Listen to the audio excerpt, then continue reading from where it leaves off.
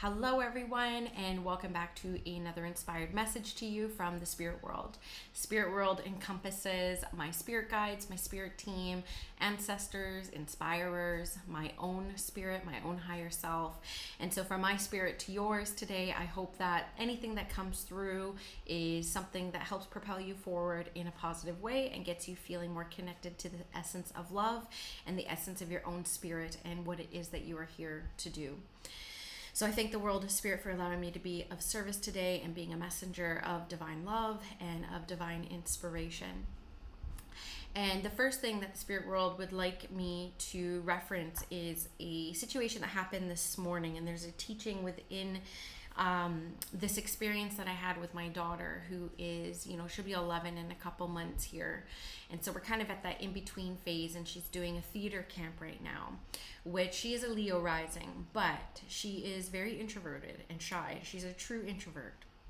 I often have to pick her up from school just because she's had a peopling maximum. And I continue to put her into theater camps because they give her the confidence skills that unfortunately a mom can't offer. I can console her and nourish her and nurture her, but I can't provide her with the platforms and give her that sense of confidence to put herself out there and stand in front of a stage and share her medicine and her magic with the world. Sometimes it does require an external force to create and set the stage for that experience that is meant to increase confidence and self-assurance and self-esteem. Comes through this other vehicle. And so that's something that I accept, and it's something that I promote, and something that I explain to her. Now, she does really enjoy theater camp, even though it stretches her, even though she's not necessarily an extrovert and she doesn't try to be seen in her world. But she does love the experience of the camaraderie of the community. She's really great at learning lyrics and music. But this morning she was having a hard time getting excited for this camp that she has been looking forward to for weeks. And she's been enjoying it for the past 10 days that she's been in it. And she was really upset because they start every day with exercise. Every morning for an hour, they stretch and they move their body and they do exercise. And she was trying to show me some of the moves that make her uncomfortable, and she has to sit in that discomfort. And she was crying and she was really upset, and she didn't want to go to camp at all because of the exercise that they make them do for the first hour. And as a mom, I'm trying to bring common sense into the equation, just saying, the government actually mandates children need an hour of exercise a day minimum. Her brother is in an outdoor camp, and he's also in a keto camp, so he's getting 6+ hours of activity a day. But in theater camp, because it's a lot of sitting around and reviewing and you're indoors all the time, they need to add that variety to your life for your own holistic wellness. This doesn't make sense to a 10-year-old. It makes sense to you. So this is how come I'm sharing it to you. But the bigger teaching that comes out of this, there's a teaching around it is good for us to learn to sit in some discomfort.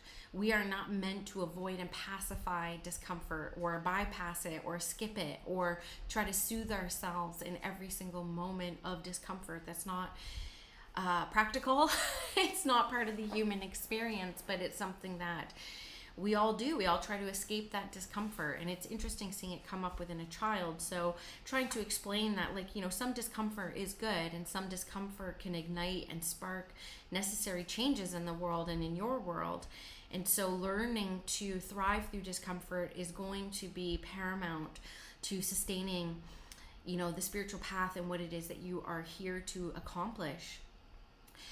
Now, a big teaching that came out of this experience with my daughter this morning as well was around, that mindset. It's the first hour of the day is not your favorite, but you're there for 8 hours, and I know you enjoy the other 7 hours of the day.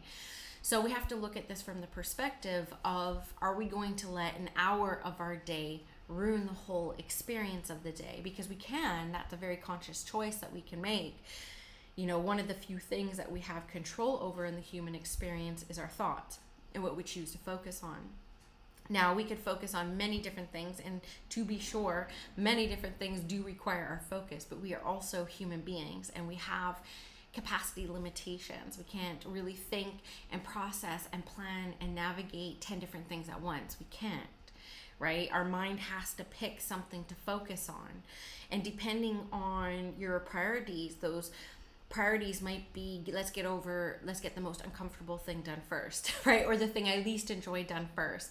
And then let's move on to the things that we enjoy. Or some people might be like, you know what, I'm going to do what I love first and I'll save, what I don't like for last. These are all little choices that really dictate the quality of our life, right? So these are quality of life choices, and these are teachings I'm trying to instill into my children at a young age, and they're not going to get it for a very, very, very long time. I know that. But I think sometimes it really does take childlike philosophies to help make sense of the world around us, to help organize the organic nature, if you will, of the world around us. And so let this be a teaching to you that, whatever it is that you're navigating today, whatever it is that made you look for some inspirational content to, help propel your day or fix your day or whatever it is that you're looking for, it's worth looking for yourself. It's worth looking for yourself what the next decision is that you have to make in your day. And are you making this decision to create more comfort in your life? Are you doing it to avoid dis-ease or, discomfort? And let me just tell you from lived experience that if you continue to pacify, if you continue to avoid discomfort, if you continue to not learn what you are meant to learn within that uncomfortable situation, it will accumulate and it will all come out eventually. It has to be dealt with eventually. So it's like you can delay it or you can deal with it as it comes up. One of the practices that I have is, you'll notice I just put my hand to my heart because I get protective of my heart whenever I think about things I have to do. But this is also how I console and soothe myself during times of discomfort. I put myself in uncomfortable situations every day.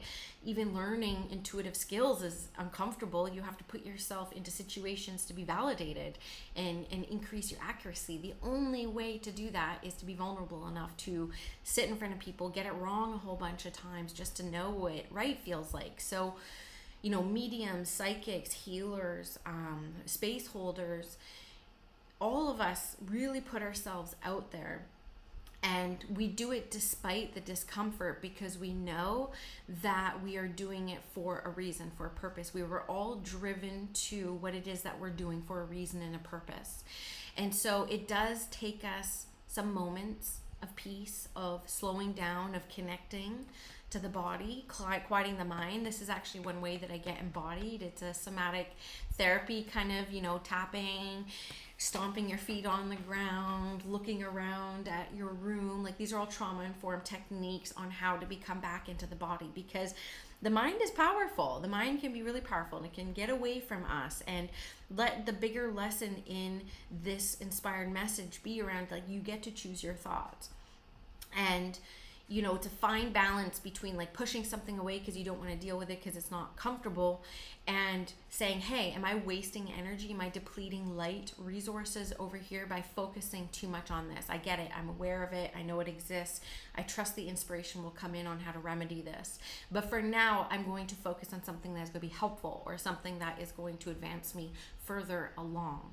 So even yesterday, I was going through a little bit of inner chaos and turmoil. There's a lot of pressure on me right now. There's a lot of movement happening in my career, and it's really uncomfortable, and it's scary. It's really scary. It's like my literal root chakra, my thrive, my survivalhood, my community, my culture, everything is connected to my root chakra that I'm working on right now. When the root is unstable, everything else feels unstable. It's like you're building a building on top of a pile of marbles. That's really what it feels like. So I was having a lot of root chakra drama yesterday. And a less spiritually aware Danielle would have spiraled, maybe gone to my room, cried, which is fine. I did cry a lot yesterday.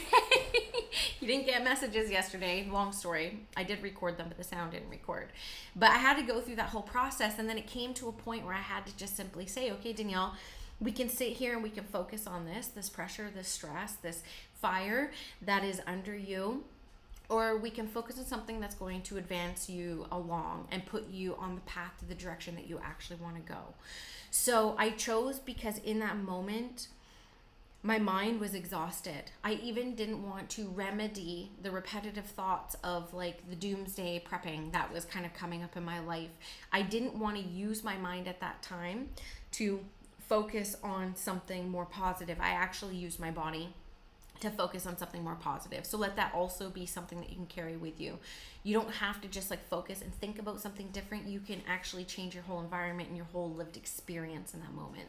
So like go have a bath, go paddle boarding, go for a run, exercise, hit the gym, lift some weights, do some yoga, breath work, anything that can get you kind of like in the body to give that mind a bit of reprieve. So I'm excited to hear how my daughter's day ends up, because the real talk on the way to dropping her off was around like we get to choose. Like, yes, we have that hour that we have to get through, and in that hour you can choose to focus on how much you dislike it and how uncomfortable it is, or you can start looking forward to lunchtime, or when you get on the stage and you get to like do your solo singing. While you're doing something that's uncomfortable, you can use the power of the mind to start getting excited for whatever is coming next. So I hope that through what I felt like jamming on today, you receive something that is helpful for you on wherever you are going next. And this human experience is going to be uncomfortable no matter what. Even when everything is going well, we will be met with something of discomfort. Just pay attention to it, but don't pay too much attention to it. Be aware of it, but don't hyper focus on it. Know that you have a lot of spiritual tools in your tool belt that you can use to mitigate some of the drama. And my hope for you is that you start making quality life choices that enhance your overall quality of life and get you living a life that you are excited to wake up to and live every single day, no matter what comes up. So that's my hope for you. That's my manifestation for you. That's my prayer for you today. And I hope you have a good one, and we'll see you next time.